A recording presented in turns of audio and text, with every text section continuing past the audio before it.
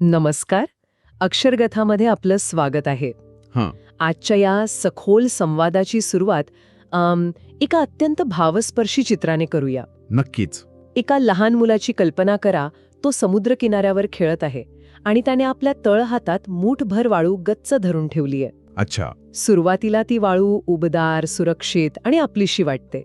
पण जशी तो आपली मूठ अधिक घट्ट आवळण्याचा प्रयत्न करतो ना, तसे वाळूचे कण त्याच्या बोटांच्या फटीतून वेगाने निसटू लागतात. अगदी बरोबर. तो जितका जास्त जोर लावतो, जितक्या हताशपणे ती वाळू अडवण्याचा प्रयत्न करतो, तितक्याच वेगाने ती निसटते. हो, आणि शेवटी उडतो तो फक्त एक रिकामा तळहात. हे खूपच सूचक आणि अचूक उदाहरण आहे. कारण तसं पाहिलं तर आपण अनेकदा याच लहान मुलासारखे वागतो. एक्झॅक्टली.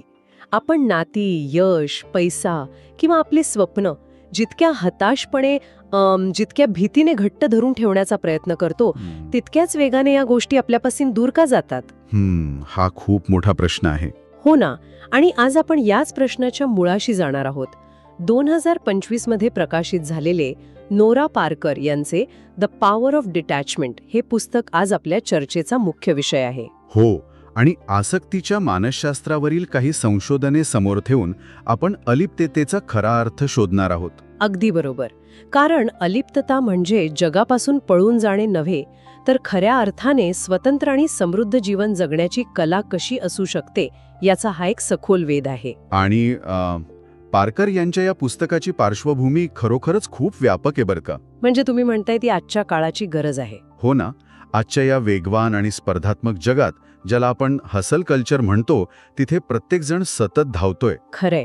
श्वास घ्यायलाही वेळ नाहीये कोणाकडे. एक्झॅक्टली. प्रत्येकजण बाह्य मान्यतेवर, बाहेरच्या यशावर स्वतःचं अस्तित्व शोधण्याचा प्रयत्न करत आहे. आणि पारकर यांनी केवळ एका दृष्टिकोनातून या विषयाकडे पाहिलेले नाहीये. अच्छा. म्हणजे त्यांनी अजून काय जोडलंय याला? त्यांनी आधुनिक मानसशास्त्र आणि त्याचबरोबर बौद्ध धर्म, ताओवाद आणि स्टोइझम यांसारख्या प्राचीन आध्यात्मिक तत्वज्ञानाची अत्यंत सुंदर सांगड घातली आहे. हे सगळं वाचताना मला सुरुवातीला असा प्रश्न पडला होता की बौद्ध धर्म किंवा स्टोइझम हे तत्वज्ञान ऐकायला खूप छान वाटतं, पण आजच्या जगात जिथे सगळीकडे प्रचंड स्पर्धा आहे, तिथे हे कितपत लागू होतं? म्हणजे हे पुस्तक केवळ संन्यास घेण्याचा किंवा जगाकडे पाठ फिरवण्याचा सल्ला तर देत नाही ना? अत्यंत साहजिक प्रश्न आहे. आणि पारकर यांनी नेमक्याच याच गैरसमजावर प्रहार केला आहे. येथे एक अत्यंत वेधक गोष्ट अशी आहे, लेखिकेने हे पुस्तक कोणत्याही कोरड्या तत्वज्ञानाचा उपदेश करण्यासाठी लिहिलेलं नाही. हे पुस्तक भीती आणि आसक्ती यांच्या विळख्यातून मानवी मनाला बाहेर काढण्यासाठी लिहिलं गेलं आहे. म्हणजे व्यावहारिक पातळीवर काम करण्यासाठी. अगदी बरोबर. जेव्हा आपण एखाद्या व्यक्तीला किंवा वस्तूला घट्ट धरून ठेवतो, तेव्हा आपल्याला वाटतं की आपण त्या गोष्टीवर प्रेम करत आहोत. हो, आपण त्यालाच तर प्रेम समजतो ना. पण सूक्ष्मपणे पाहिलं तर त्यामागे प्रेम नसतं, तर ती गमावण्याची भीती असते. आणि ही भीतीच आपल्याला खऱ्या अर्थाने जगण्यापासून रोखत असते. बापरे, हे खूपच खोल आहे. म्हणजे ज्या गोष्टीवर आपण आपलं सुख अवलंबून ठेवतो, तीच गोष्ट निसटून जाण्याच्या भीतीने आपण कायम अस्वस्थ असतो. एक्झॅक्टली. पण याचा प्रत्यक्ष आयुष्यात कसा परिणाम होतो? पारकर यांनी यासाठी कोणते पुरावे किंवा उदाहरणे दिली आहेत का, जिथे गोष्टींना थोडं मोकळं सोडल्याने खरोखरच फायदा झाला आहे? होय, आणि त्यांनी दिलेली उदाहरणं अगदी आपल्या रोजच्या जगण्यातली आहेत. पुस्तकात माया नावाच्या एका तरुणीची गोष्ट आहे. अच्छा. काय होतं मायासोबत? तिने एका नोकरीसाठी मुलाखत दिलेली असते, जी तिच्या मते तिची ड्रीम जॉब असते. मग तर ती खूप आतुरतेने वाट पाहत असेल. हो ना. साहजिकच ती त्या एका फोन कॉलची अत्यंत हताशपणे वाट पाहत असते. सतत फोन तपासणे, ईमेल रिफ्रेश करणे आणि अस्वस्थपणे फेऱ्या मारणे. हे तर आपण सगळेच कधी ना कधी करतो. होय. तिचं संपूर्ण सुख त्या एका कॉलवर अवलंबून असतं, पण तो कॉल येत नाही. बापरे. मग ती पूर्णपणे खचून गेली असेल. नक्कीच, ती पूर्णपणे खचून जाते.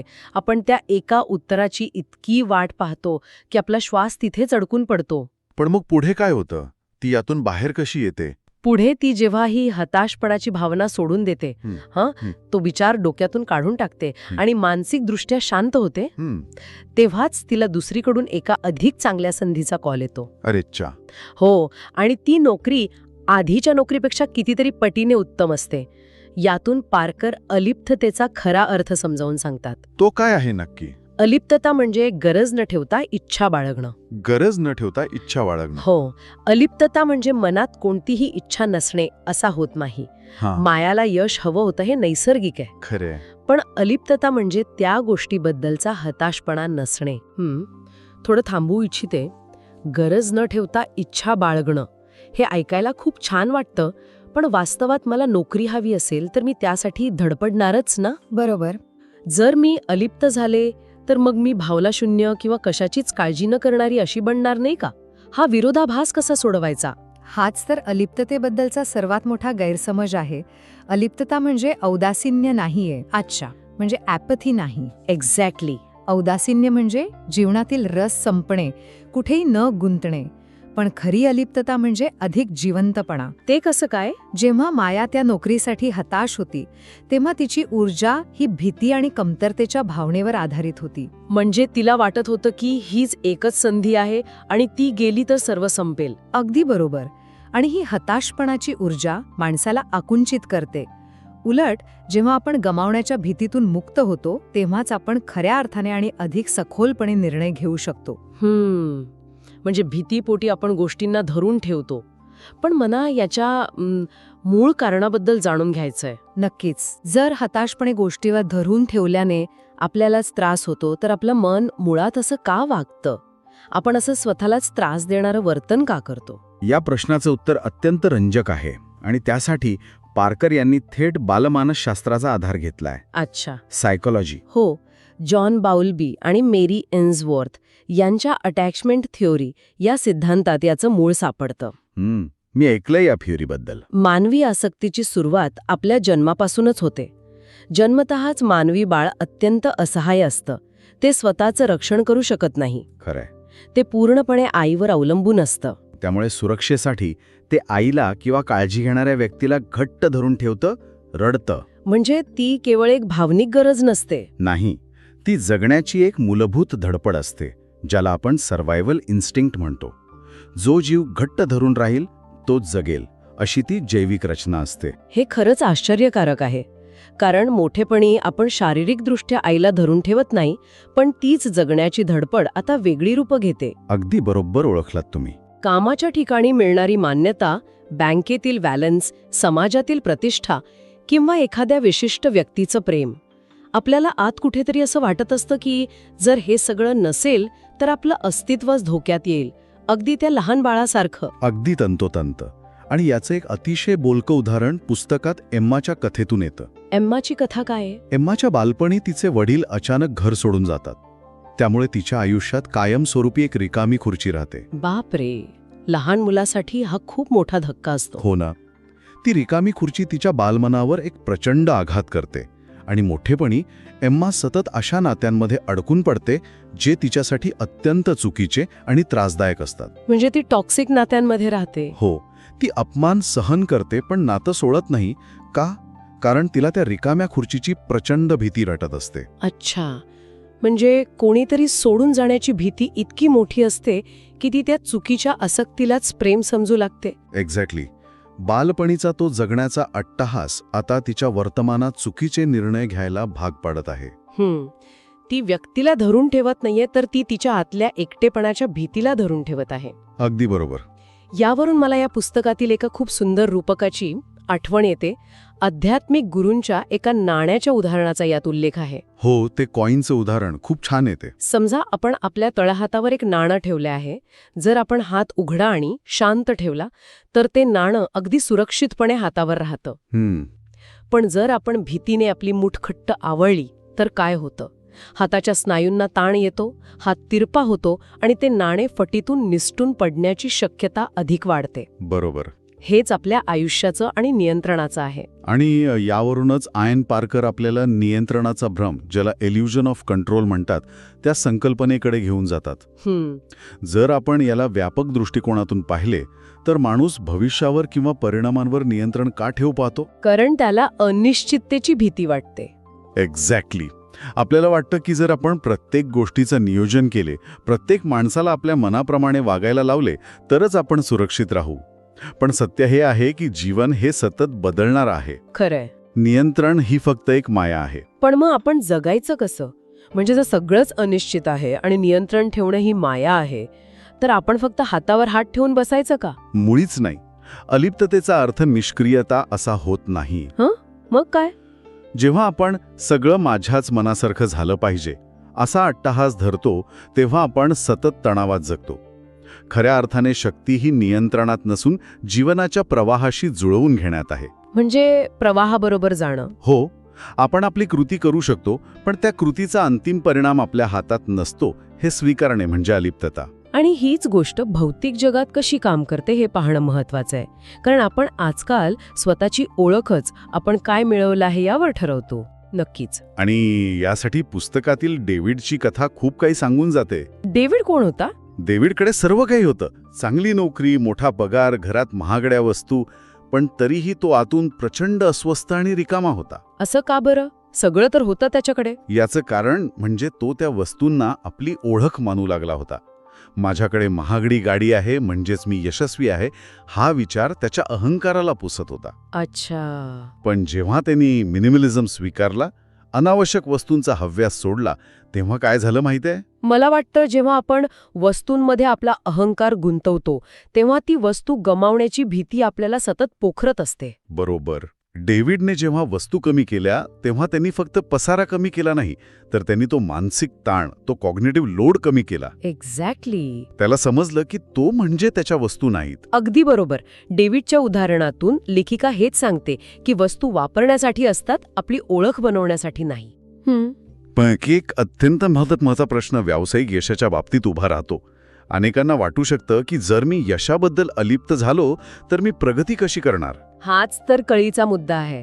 कारण हसल कल्चर आपल्याला शिकवतं की जोपर्यंत आपण एखाद्या गोष्टीसाठी वेडे होत नाही तोपर्यंत ती आपल्याला मिळत नाही. हो ना. मग इथे अलिप्तता कशी काम करते? अलिप्ततेचा अर्थ महत्वाकांक्षा सोडून देणे किंवा प्रयत्न न करणे असं मुळीच होत नाही.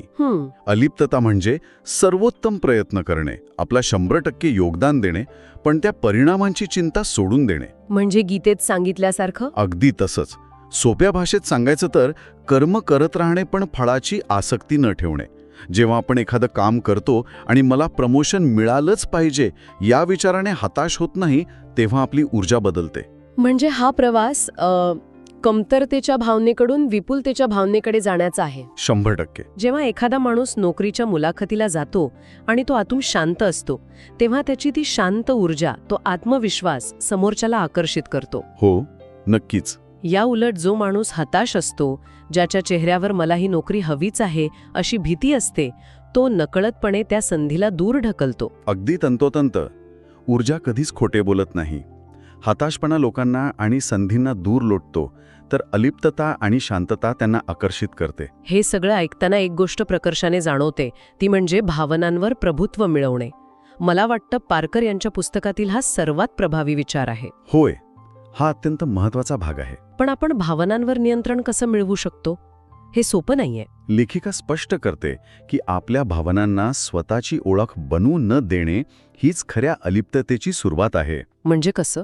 सहसा आपण आपल्या भावनांशी पूर्णपणे एकरूप होतो. आपण काय म्हणतो? मी रागीट आहे, मी दुःखी आहे किंवा मी तणावात आहे. हो, आपण असंच बोलतो. जेव्हा आपण असं बोलतो तेव्हा आपण त्या भावनेला स्वतःचं अस्तित्व मानतो. अच्छा, म्हणजे आपण त्या भावनेला स्वतःला चिकटवून घेतो. यावर मला एक आधुनिक उदाहरण द्यावंसं वाटतं. सांगा ना. आपण जसं संगणकावर किंवा मोबाईलवर काम करत असताना अचानक एखादी पॉपअप ॲड किंवा नोटिफिकेशन येतं. आपण ते नोटिफिकेशन पाहतो, पण प्रत्येक वेळी आपण त्यावर क्लिक करत नाही. आपण ते स्क्रीनवर पाहतो आणि बंद करून टाकतो किंवा दुर्लक्ष करतो. क्या बात आहे. भावनांचंही असंच आहे का? हे अतिशय अचूक उदाहरण दिलं तुम्ही. पारकर आपल्याला हीच वेगळी भाषा शिकवतात. मी रागीट आहे असं म्हणण्याऐवजी माझ्या आत सध्या रागाची भावना निर्माण झाली आहे असे पाहण्याची तटस्थता अंगीकारणं. वाव. जसं तुम्ही म्हणालात, राग ही एक पॉपअप ॲड आहे. ती आली आहे, पण त्यावर क्लिक करून पूर्ण ॲप्लिकेशन उघडायचं की नाही हे पूर्णपणे आपल्या हातात असतं. हे ऐकायला सोपं वाटत असलं तरी याचा परिणाम खूप खोल आहे. कारण जेव्हा मी माझ्या आत राग आला आहे असं म्हणते तेव्हा मी स्वतःला आणि त्या रागाला वेगळं करते. एक्झॅक्टली. मी त्या रागाची फक्त एक निरीक्षक बनते. आणि यामुळेच श्रोत्याला अंतर्मुख व्हावं लागते. कारण जेव्हा आपण भावनांना फक्त स्क्रीनवर येणाऱ्या नोटिफिकेशन्स म्हणून पाहतो ना, तेव्हा आपला स्वतःवरचा आणि परिस्थितीवरचा संयम अफाट वाढतो. खरंय. राग, दुःख, आनंद या भावना येतील आणि जाती, पण आपलं मूळ शांत स्वरूप तसंच राहतं. जेव्हा आपण भावनांच्या आहारी न जाता त्यांच्याकडे फक्त एक सिग्नल म्हणून पाहतो, तेव्हा आपण परिस्थितीवर आंधळेपणाने प्रतिक्रिया देण्याऐवजी योग्य तो प्रतिसाद देऊ शकतो. म्हणजे रिॲक्ट करण्याऐवजी रिस्पॉन्ड करणं. अगदी बरोबर. आणि हेच खरं भावनिक प्रभुत्व आहे. आणि याच भावनिक प्रभुत्वातून खऱ्या स्वातंत्र्याचा जन्म होतो. आता आपण या संपूर्ण वैचारिक प्रवासाच्या अंतनिष्कर्षाकडे वळत आहोत. या पुस्तकाचा अंतिम संदेश काय आहे? सोडून देणे ही काही हरण्याची कृती नाही, असं लेखिका म्हणते. पण आपण बऱ्याचदा सोडून दिलं म्हणजे मी हरलो असा अर्थ काढतो. हो, पण पारकर यांच्या मते सोडून देणे हा विश्वासाचा एक मोठा टप्पा आहे.